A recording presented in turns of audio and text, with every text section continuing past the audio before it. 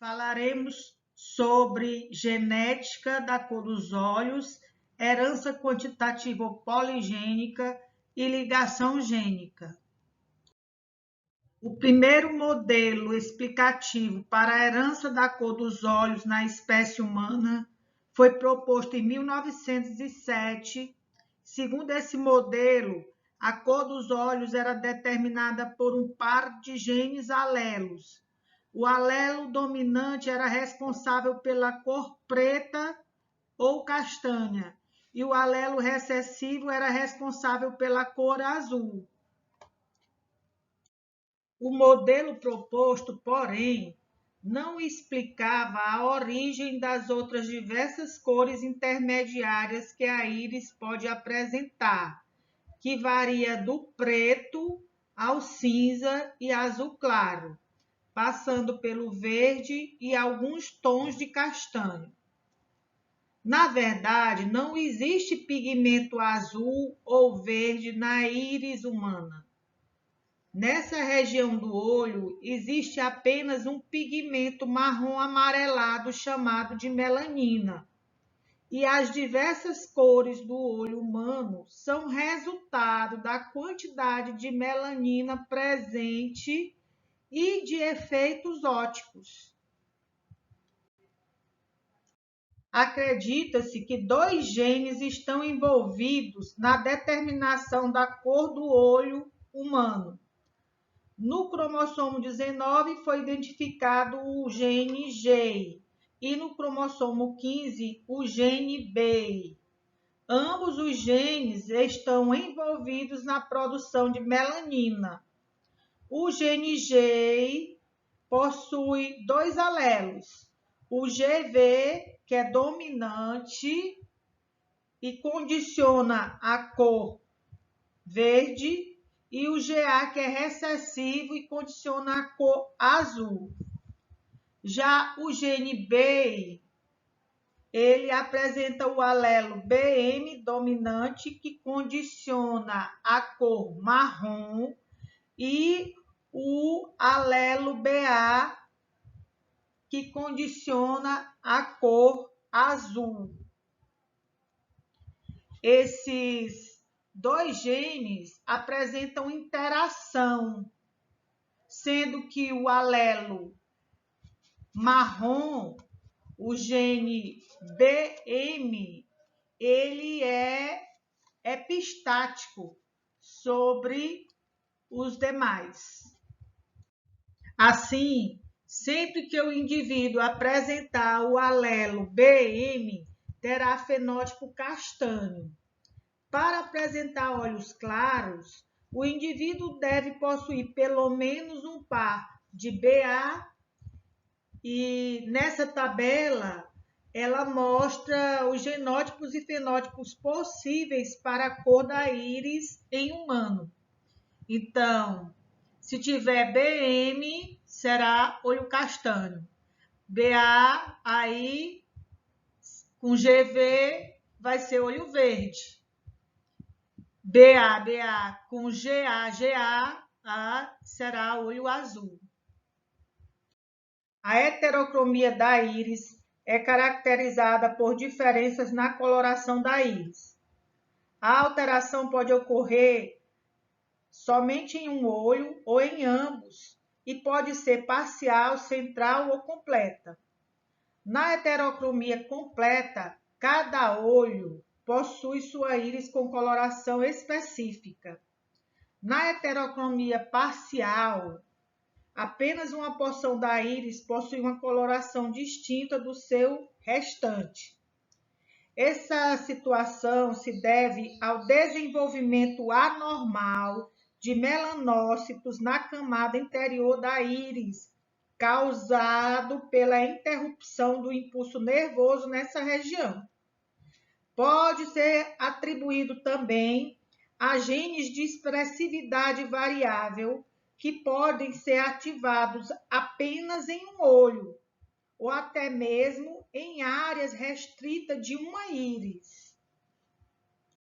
A herança quantitativa é um tipo de interação gênica que resulta do efeito cumulativo de muitos genes, cada um contribuindo com uma parcela no fenótipo. Essa condição sofre influência do meio ambiente e o gráfico de distribuição da característica com esse tipo de herança é representado por uma curva de distribuição normal, onde a expressividade média do caráter ela é mais comum na população e as características extremas são mais raras. Um exemplo de um caráter que apresenta esse tipo de herança é a herança da cor da pele. Digamos que a cor de pele na espécie humana seja resultante da ação de dois pares de genes, sem dominância. Desta forma, azão e bezão determinam a produção da mesma quantidade do pigmento melanina e possuem efeitos aditivos. Logo, conclui-se que deve existir 5 tonalidades de cor na pele humana, segundo a quantidade de genes A e B. Indivíduos que apresentam todos os genes azão e bezão têm pele negra. Indivíduos em que todos os genes são azim e bezim apresentam pele branca. Indivíduos que têm a mesma quantidade de gene azão ou bezão e azim e bezim têm a coloração de pele mulato médio. Indivíduos que apresentam mais genes azão e bezão do que azim ou bezim apresentam pele mulato escuro. Indivíduos que têm mais genes azim e bezim do que azão e bezão apresentam a pele mulato claro.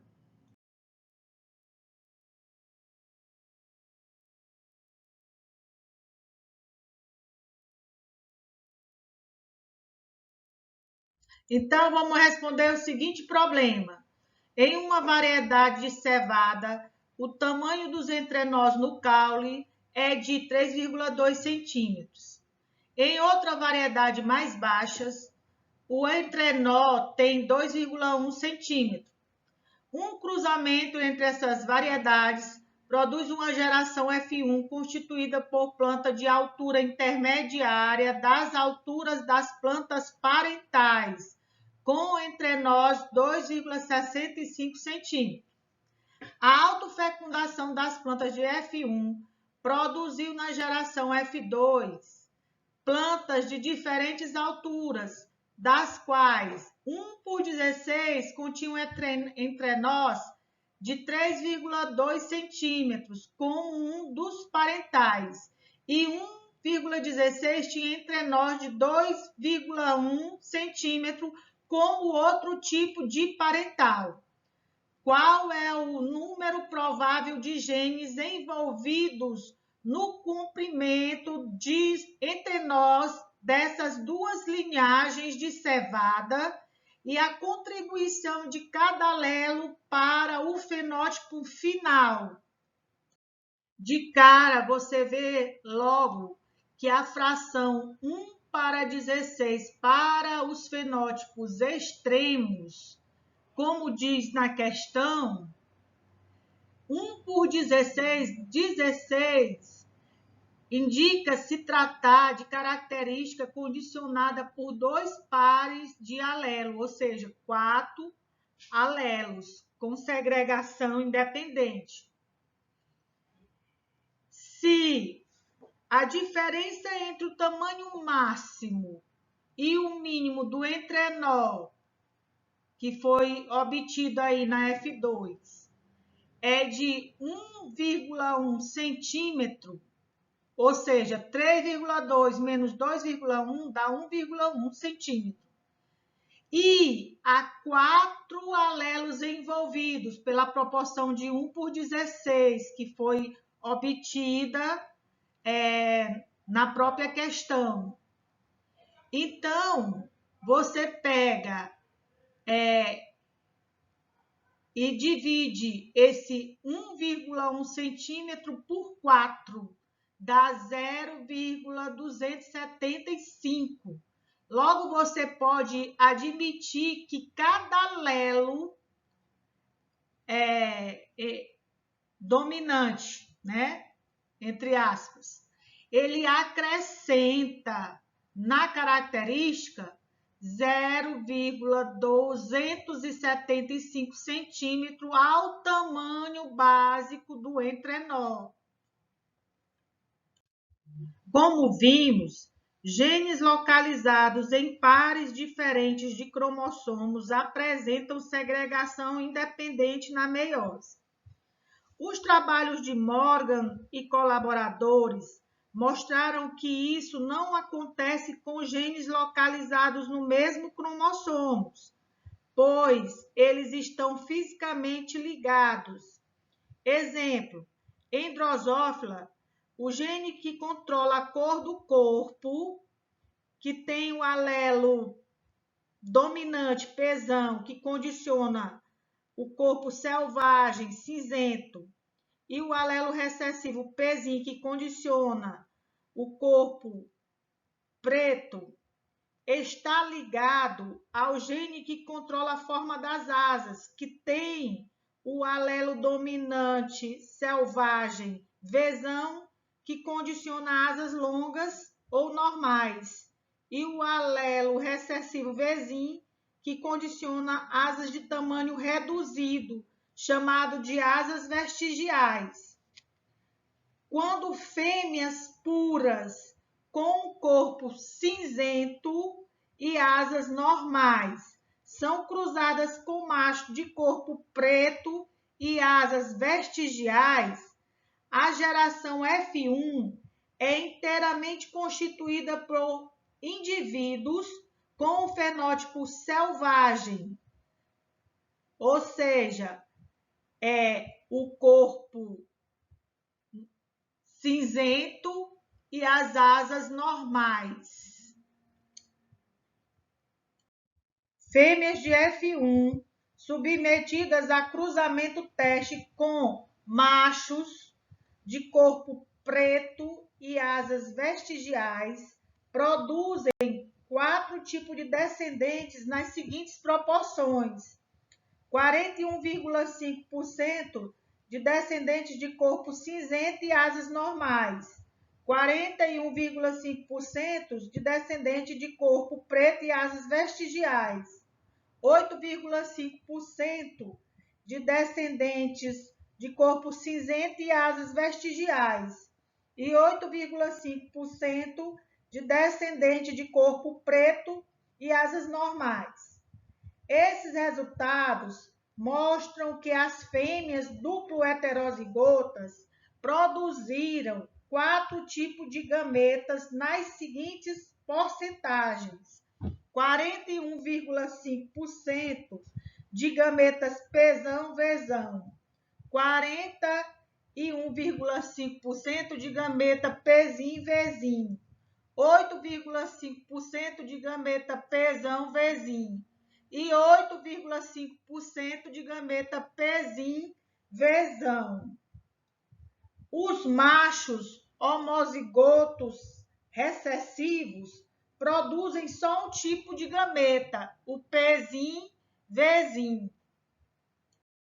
Porque os 4 tipos de gametas da fêmea não foram produzidos na mesma proporção como seria esperado pela segunda lei de Mendel? Com certeza não está havendo segregação independente entre os genes pesão e vezão. Os gametas portadores dos alelos pesão e vezão e dos alelos pesim e vezim ocorrem em porcentagens bem maiores que os gametas portadores dos alelos pesão e vezim e pesim-vezão. Por que isso acontece? Para Morgan, a ligação entre os dois genes localizados no mesmo cromossomo só não é completa porque, durante a prófase 1 da meiose, pode ocorrer quebra e troca de pedaços entre as cromátides de cromossomos homólogos, fenômeno conhecido como permutação cromossômica ou crossing over, levando à formação de gametas recombinantes, com combinações diferentes dos gametas herdados dos pais, considerando dois pares de genes ligados, como, por exemplo, A e B. Em um indivíduo duplo heterozigoto, podemos ter alelos arranjados de duas maneiras nos cromossomos. Os alelos dominantes, Azão e Bzão, situados em um cromossomo, enquanto que o alelo recessivo, Azim e Bzim, situado no cromossomo homólogo correspondente. Esse tipo de arranjo é chamado de cis. O alelo dominante, Azão, e o alelo recessivo, Bzim, se situam em um cromossomo, enquanto o alelo recessivo, Azim, e o alelo dominante, Bzão, se situa no homólogo correspondente. Esse tipo de arranjo é chamado de trans. Para identificar o tipo de arranjo em um indivíduo duplo heterozigoto, realiza-se um cruzamento teste e observa-se a descendência. As classes que aparecem em maior frequência são os portadores de combinações parentais, que correspondem aos mesmos arranjos em que os alelos se encontram no indivíduo duplo heterozigoto. As classes encontradas em menor frequência são resultado de recombinantes. Os pesquisadores de Morgan raciocinaram da seguinte maneira: se a recombinação entre dois genes ligados depende da ocorrência de permuta entre eles, quanto menor a distância entre dois locos, ou seja, entre dois locais onde ficam os genes, menor seria a chance de permuta. Em contrapartida, quanto maior a distância entre dois locos, maior será a probabilidade de ocorrer permutação entre eles. Baseado nesse raciocínio, Stutterheim imaginou a possibilidade de construir mapas genéticos que mostrariam a distribuição dos genes ao longo do cromossomo e as distâncias relativas entre eles.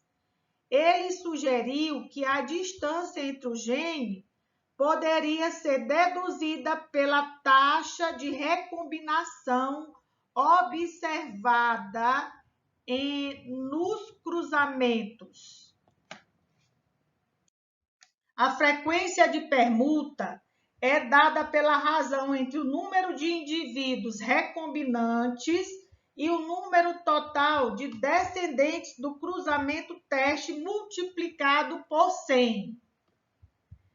Também, quando se soma as porcentagens dos descendentes recombinantes, se obtém a taxa de permuta.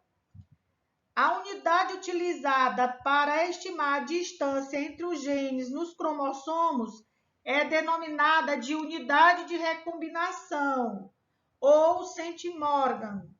Uma unidade de recombinação corresponde à taxa de 1% de recombinantes. Assim, quando se diz que a distância entre dois locos é 17 unidades de recombinação, significa que a taxa de recombinantes entre eles é de 17%. Então, vejamos a seguinte questão. Em Drosophila, a asa selvagem é dominante sobre asa em miniatura. Olho selvagem é dominante sobre olho vermelho. fêmeas selvagens puras foram cruzadas com macho de asa em miniatura e olhos vermelhos. As fêmeas da geração F1 foram cruzadas com machos recessivos, produzindo as seguintes descendências: 48,5% de indivíduos de asa selvagem e olho selvagem, 48,5% de indivíduo de asa em miniatura e olho vermelho, 1,5% de indivíduo de olho vermelho e asa selvagem, e 1,5% de indivíduo de asa em miniatura e olho selvagem. Pergunta-se: qual a evidência de se tratar de uma ligação gênica? Outra: qual o arranjo dos genes na fêmea duplo heterozigota de F1? E qual a distância relativa entre os locos gênicos considerados? Percebe-se logo que não se trata de segregação independente, pois as proporções fenotípicas esperadas nessa condição seria de 1 para 1 para 1 para 1, ou seja, 25% de cada tipo. Logo, trata-se de um caso de ligação gênica, pois se formam 4 classes fenotípicas, 2 em maior frequência, que são as classes parentais, e 2 em menor frequência, que são as classes recombinantes. Observa-se que os gametas que ocorrem em maior frequência, 48,5%, são os gametas que contêm o gene Mzão e Vzão, e o gameta que contém o gene Mzim e Vzim. Logo, podemos deduzir que o arranjo da fêmea duplo heterozigota é do tipo cis. Ele vai conter o cromossomo contendo os genes Mzão, Vzão e o outro cromossomo contendo o gene Mzim, Vzim. Então, estima-se a distância relativa entre 2 locos gênicos a partir da porcentagem de permuta entre eles, que é a soma da porcentagem de classes recombinantes. Então, aqui nós tivemos 1,5% de indivíduos recombinantes que apresentam corpo selvagem e olho vermelho, e 1,5% de indivíduo que apresenta aqui asa em miniatura e olho selvagem. Então, esses são os recombinantes. 1,5 mais 1,5, que dá 3. Logo, a distância entre os genes é 3 unidades de recombinação. É isso aí, gente. Muito obrigada.